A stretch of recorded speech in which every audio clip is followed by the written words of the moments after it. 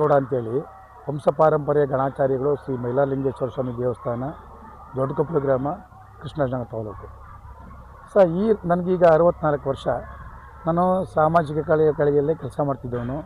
ಮೊದಲು KMF ಕೆಲಸ ಮಾಡ್ತಿದ್ದೆ ಸೂಪರ್ವೈಸರ್ ಆಗಿ.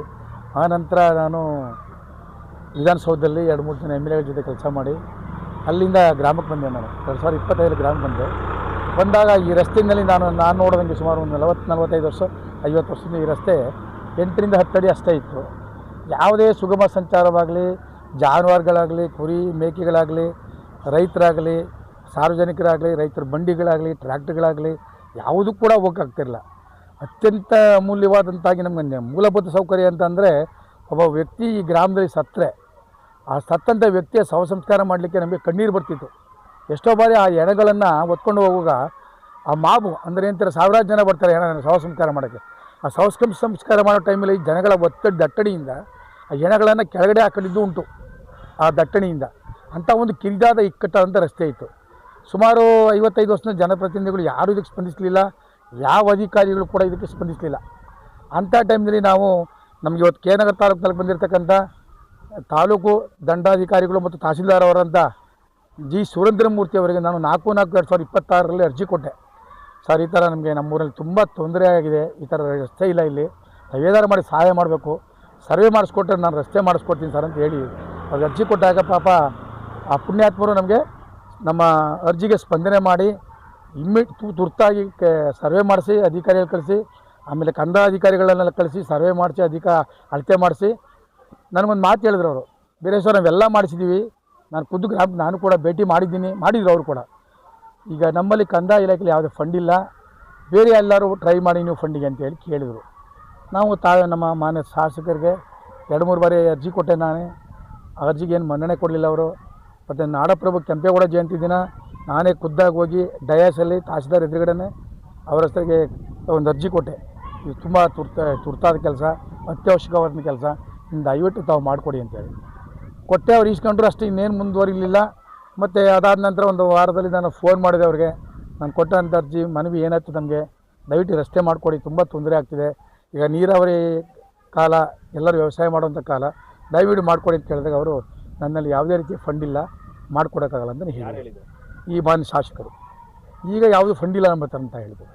ಸರಿ ಆಯಿತು ಅಂತೇಳಿ ನಾನು ತಹಸೀಲ್ದಾರ್ ಹೋಗಿ ಹೇಳಿದೆ, ಸರ್ ಈ ಥರ ಹೇಳ್ತಾರೆ, RDPR ಯಾವುದಿಲ್ಲ ಅಂತ ಹೇಳ್ತಾರೆ, ಎಲ್ಲೂ ಕೂಡ ನಮಗೆ ಫಂಡ್ ಇಲ್ಲ ಅಂತ ಹೇಳ್ತಾರೆ ಅಂತ ಅಂದಾಗ ತಹಸೀಲ್ದಾರ್ ತಾವು ಏನು ಮಾಡ್ತೀರಿ ಅಂತಂದರು.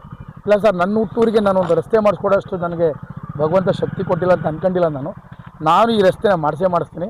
ತಾವು ನನಗೆ ಲಾ ಆ್ಯಂಡ್ ಆರ್ಡರ್ ಅಂದರೆ ಏನಿದೆ, ಕಾನೂನು ಸುವ್ಯವಸ್ಥೆ ಏನಿದೆ, ನನಗೆ ಇಲ್ಲಿ ಯಾರಾದರೂ ಎದುರಿಸೋದು, ನನ್ನ JCBಗೆ ಎದುರಿಸೋದು, ಅಥವಾ ನನಗೆ ಬೆಂಬಲ ಕೊಡ್ತಕ್ಕಂಥ ನನ್ನ ಸ್ನೇಹಿತರಿಗೆ, ಯುವ ಮಿತ್ರರಿಗೆ ಎದುರಿಸೋಂಥದ್ದು ಕೆಲಸಗಳಾಗಬಾರ್ದು. ಆ ನಿಟ್ಟಿನಲ್ಲಿ ನೀವು ಕ್ರಮ ಕೈಗೊಂಡ್ರೆ ನಾನು ರಸ್ತೆನ ಮಾಡಿಸ್ತೀನಿ ಸರ್ ಅಂತೇಳಿ ನಾನು ಅವ್ರಿಗೆ ಹೇಳಿದೆ. ಅವರು ಲಾ ಆ್ಯಂಡ್ ಆರ್ಡರ್ ಏನಿದೆ ಅದನ್ನು ಮಾಡಿ 31 ದಿನದಲ್ಲಿ ಈ ರಸ್ತೆ ಕಂಪ್ಲೀಟ್ ಮಾಡುವಂಗೆ ಮಾಡಿದರು.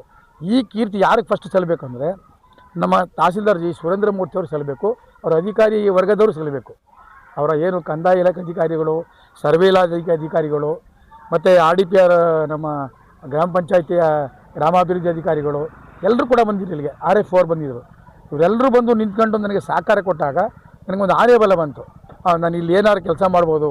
ಯಾಕೆಂದರೆ ಈ ಹಿಂದೆ 8-10 ಬಾರಿ ಕೆಲಸ ಮಾಡ್ತೀನಿ ಬಂದವರೆಲ್ಲ ಓಡಿಸ್ಬಿಟ್ಟಿದ್ದಾರೆ ಗ್ರಾಮದಿಂದ. ಏನಕ್ಕೆ?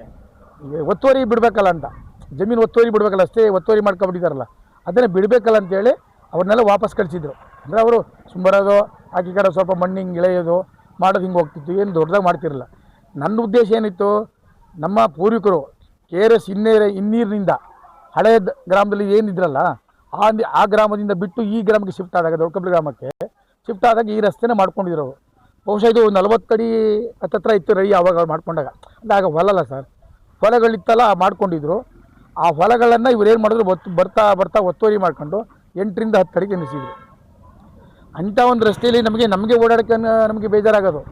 ನಾನು ವಿಧಾನಸೌಧದಲ್ಲಿ ಇದನ್ನು ತಿಳ್ಕೊಳ್ಳೋಕೆ ನನಗೆ ನಾಚಿಕೆ ಆಗ್ತಿತ್ತು. ನಮ್ಮಲ್ಲಿ ಯಾರು ಬಂದಾಗ, ಇಲ್ಲಿ ಶವ ಸಂಸ್ಕಾರಕ್ಕೆ ಬಂದಾಗ ನನ್ನ ಸ್ನೇಹಿತರು ಬರೋರು, ಏನೋ ನೀನು MLA PA ಆಗಿದೆಯಾ, ಮಾನ್ಯ ಮುಖ್ಯಮಂತ್ರಿ ಸಚಿವಾಲಯದ ಕೆಲಸ ಮಾಡ್ತೀಯಾ, ನಿಮ್ಮೂರಲ್ಲಿ ರಸ್ತೆ ಹೆಂಗಿದೆ, 4 ಜನ ಓಡಾಡೋಕ್ಕಾಗಲ್ಲ ಅನ್ನೋರು ನನ್ನ ಸ್ನೇಹಿತರು. ಅದನ್ನೆಲ್ಲ ಮನದಟ್ಟು ಮಾಡ್ಕೊಂಡು ನನ್ನೊಂದು ಮನಸ್ಥಿತಿ ಇದೆ.